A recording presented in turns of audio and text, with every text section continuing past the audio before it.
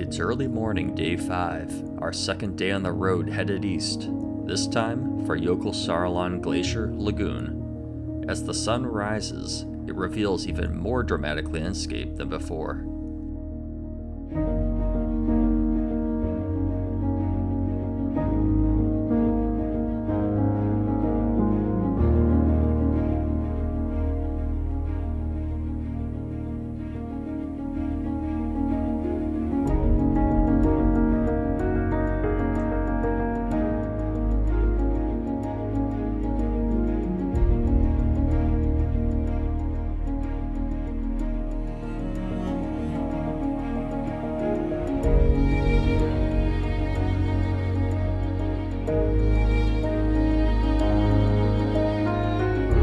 As we get closer to the lagoon, we spot Vatnajökull Glacier off in the distance, creeping out between the mountain peaks.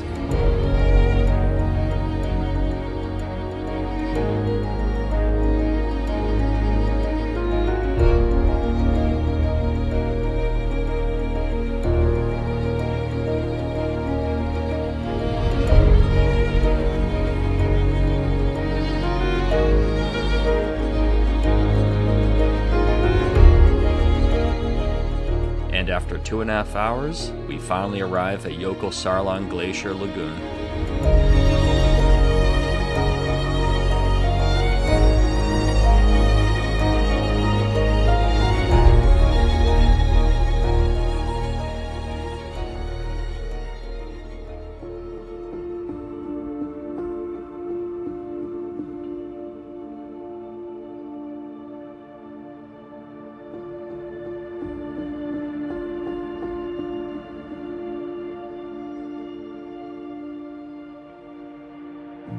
The Glacier Lagoon at sunrise is a sight to behold, with incredibly blue glacial ice floating in the perfectly still water, its surface resembling a mirror, reflecting the sun-kissed snowy mountain peaks and pink clouds above. Nearby, we spot a seal swimming in the calm water while the other seals lounge about on a frozen section of the lagoon.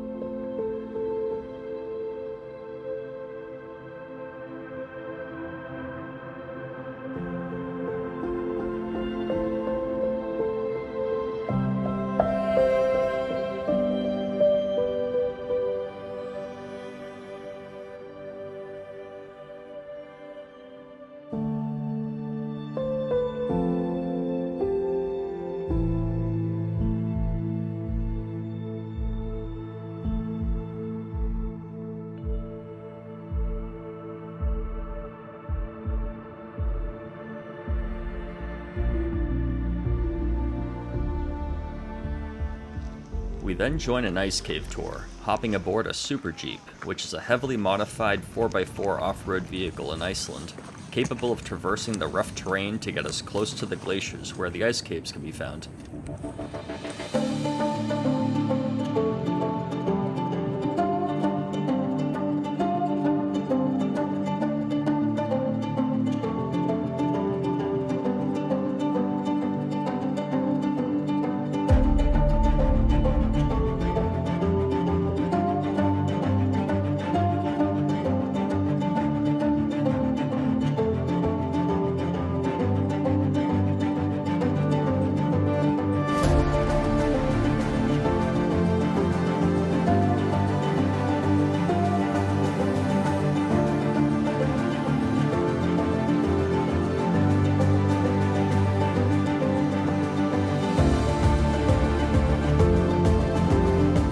Our super jeep only takes us so far, after which we must trek on foot to the ice cave entrance.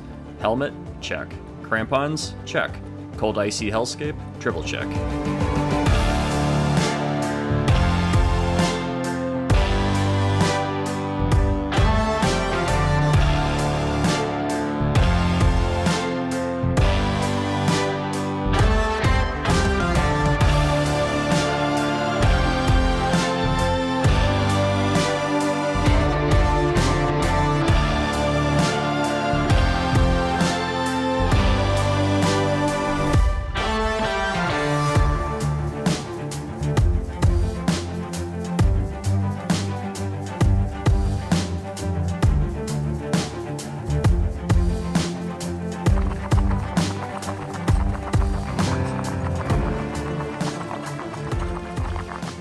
15-minute walk across gravel and ice, we reach the ice cave entrance with our tour guide Gus leading the way in.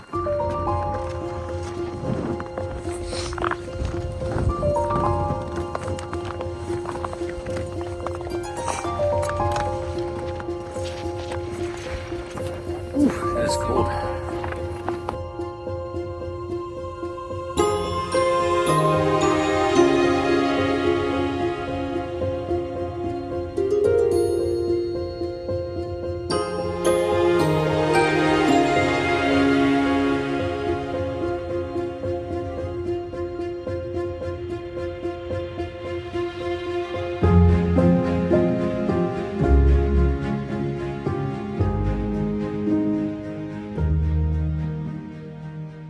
What was your name?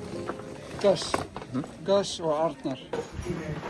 So, does anybody know what makes the glacier a glacier? Can everybody hear me? You can also move closer if you want. Like we can go on this side. Do you know what makes a glacier a glacier? Never melts. Water. Yeah, so there's a characteristic to a glacier. It's basically the glacier is constantly moving. So the glacier is moving because of its own weight. Just as if you have ice cream and you pour caramel sauce over the ice cream, you're always adding caramel sauce. So the caramel sauce is moving down the ice cream because of it's getting heavier. More dense on the top and then it moves down. And that's exactly what the glacier does. So it's accumulating snow all year round. It's getting more and more dense and heavy, and then it starts moving down the mountain. And while it's moving down the mountain, it starts carving out of the mountain stones and rocks, and then you can see the gravel in the ice also.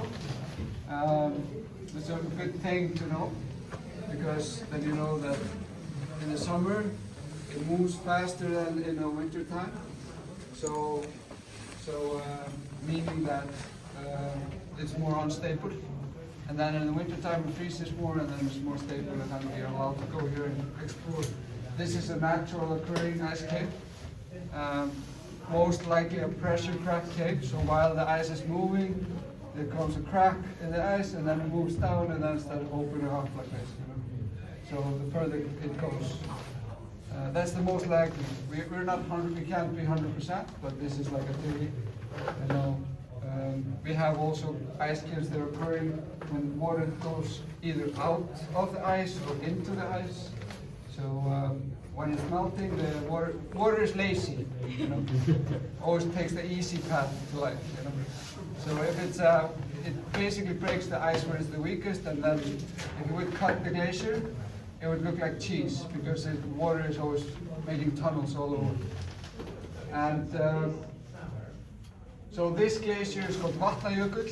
That's the whole glacier. That is the largest glacier in Iceland and the largest non-polar glacier in Europe. And to be very creative of, you know, imagining how big it is, you could make a guess. How many people do you think can stand on the glacier at the same time? Where are you from? California. Do you think everybody in California could stand on here at the same time? Yes? Do you think more people? Yeah. Probably. How many? California plus Ireland. Ireland and California, okay. Somebody else? Does anybody else want to guess? How many? All of Europe. All of Europe? Okay, that's a good guess. Actually, the whole world population can stand on the glacier at the same time. So everybody in the world, technically speaking, would have like, you know, this type of space, so they could dance, you know, without like hitting anybody in the face. Send out an invite. But this part of the glacier, so if you ever get lost, because if you ever get lost, do you know where you are? It's like, yeah, we're at Vatnajökull. It's like, oh, it's a very big glacier, right? So this part of the glacier is called Breiðamerkurjökull. So now you know. If you get lost, you're just gonna say like Breiðamerkurjökull. Yeah, I'm at Breiðamerkurjökull. Then they're gonna be like, yeah, let's go and find you now. So this is the west side of the Breiðamerkurjökull. Breiða means white, not the color white, but white. And Merkur means forest, and glacier means Jökulsárlón Glacier, basically. So white forest glacier, and it's called that because of this area used to be covered with forest. And then the glacier overgrew the forest, and now it's retrieving, and there's actually like 15 years ago since they started finding the first trees coming from underneath the glacier. So if you find a tree here, it was underneath the glacier just last year. So we're talking about like maybe 2,000, like 1,200 to 2,000 years old trees that have been underneath an Icelandic glacier. It's a cool souvenir to take with you home. You know, it's like an ugly piece of wood, but your grandchildren are gonna point at it like, why do you have this ugly piece of wood? You're like, let me tell you a story.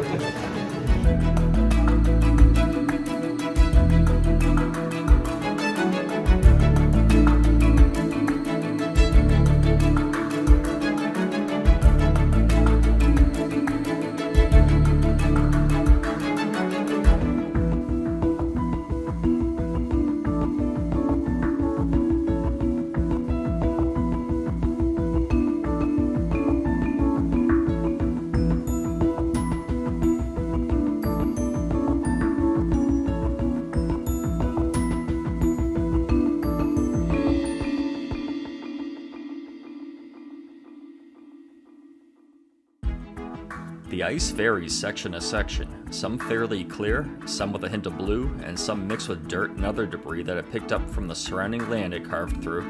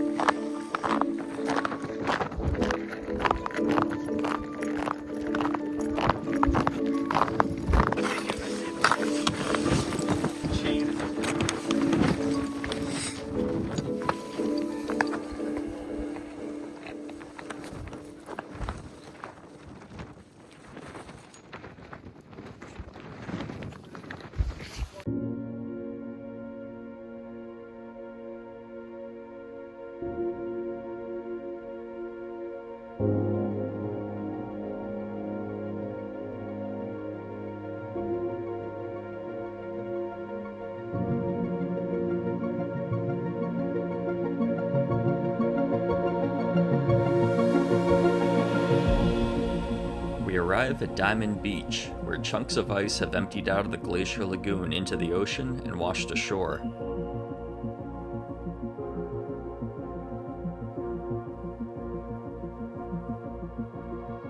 Ice-filled waves crash against the shore, snow-dusted volcanic mountains rise in the distance, shards of ice lie scattered across the black sand, glistening in the glow of the setting sun, and for a moment we are transported to a strange and beautiful world.